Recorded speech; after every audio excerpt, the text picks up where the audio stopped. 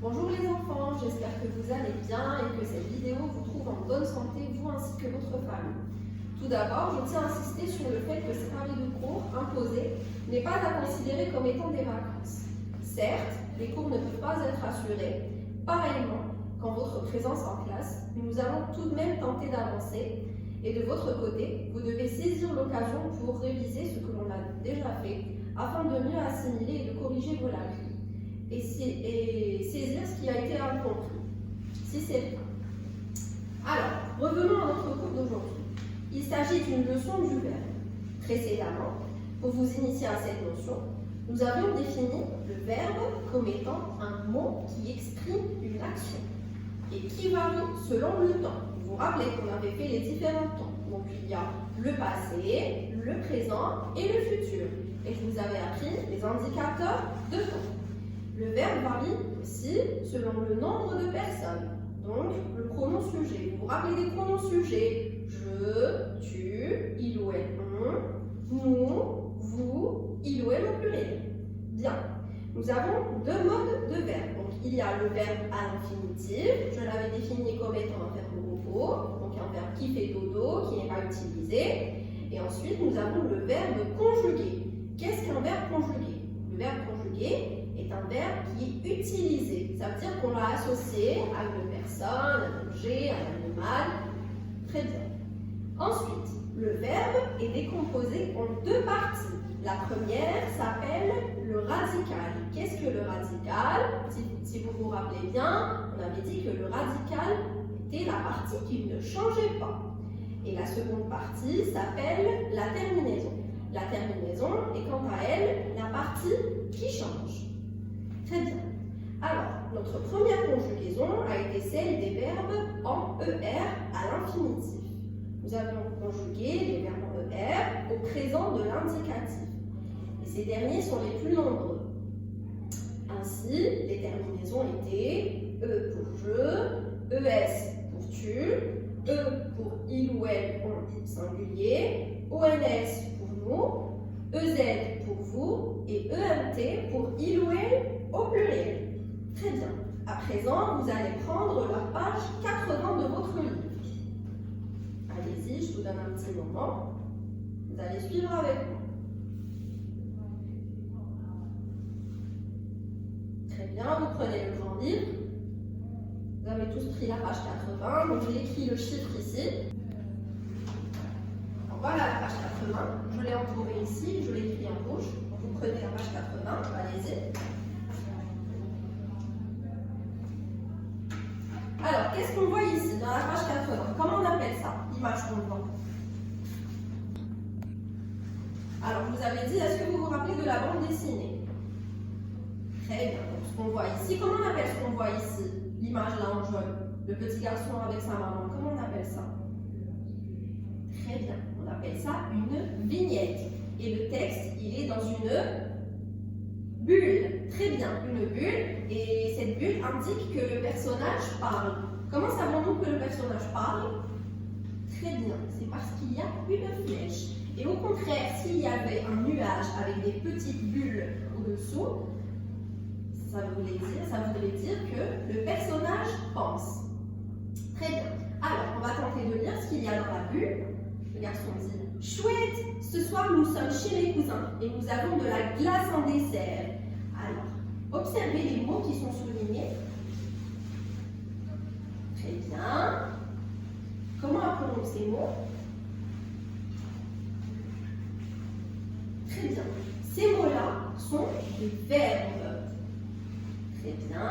Et à votre avis, somme, quel est l'infinitif du verbe somme?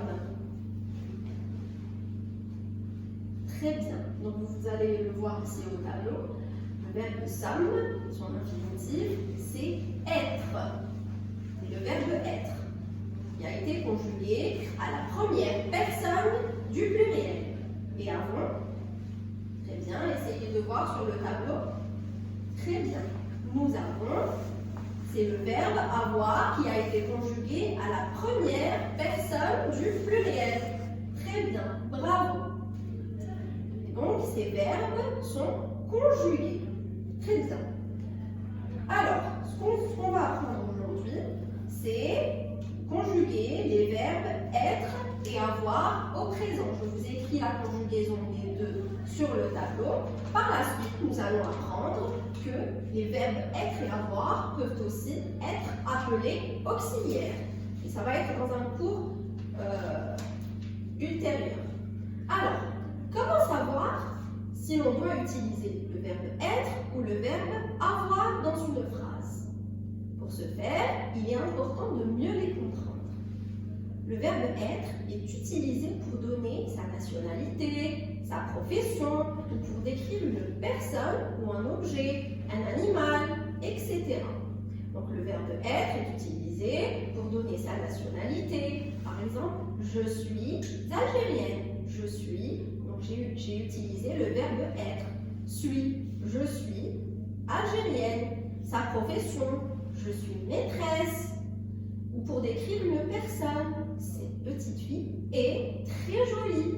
Cette classe est grande. Cet animal est gigantesque. Ce lion est effrayant. Ces animaux sont sauvages. Très bien. Le verbe avoir, quant à lui, est utilisé pour donner son âge ou dire que l'on possède quelque chose. Par exemple, pour donner son âge, j'ai 20 ans. Tu as 7 ans. Tu as 8 ans. Ou alors pour dire que l'on possède quelque chose. J'ai une belle voiture. Nous avons une grande maison. Ils ont un chien. Il a un appareil photo. Très bien les enfants. Nous allons refaire tout ça lorsque vous allez reprendre les cours, normalement en classe. Ne vous inquiétez pas, on va tout réexpliquer. Alors, pour essayer de vous faire travailler à la maison, vous allez prendre la règle qui est sur le livre, toujours page 80. Donc la règle, c'est je retiens. Donc elle est entourée en jaune. Vous allez apprendre par cœur le présent du verbe être qui est écrit ici et le présent du verbe avoir. Et vous allez essayer de travailler sur les exercices qui sont sur le livre.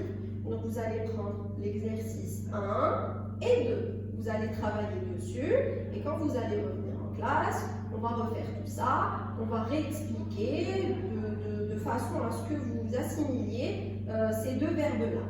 Voilà. Et je tiens à vous ajouter que ces deux verbes-là font partie du troisième groupe. Donc ce sont des verbes irréguliers. Vous allez remarquer, ici, je vais vous montrer sur le tableau, vous allez remarquer que pour ces verbes-là, regardez quand ils sont conjugués au présent, nous avons le radical qui change complètement de personne en personne, donc on ne garde pas le même radical comme pour les verbes en ER, et bien sûr, les terminaisons changent également. Regardez, je suis, tu es. Nous avons complètement changé le radical et la terminaison. Donc tout change. C'est pour ça que l'on les appelle les verbes irréguliers. D'accord? Donc le radical et la terminaison changent à la conjugaison. Très bien.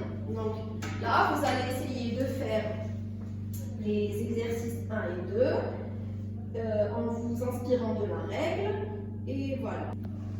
Pour conclure ce cours, j'espère que nous allons nous retrouver la semaine prochaine, que je vais vous voir, que vous allez pouvoir venir en classe et qu'on pourra poursuivre notre programme le plus normalement du monde et que vous serez en bonne santé.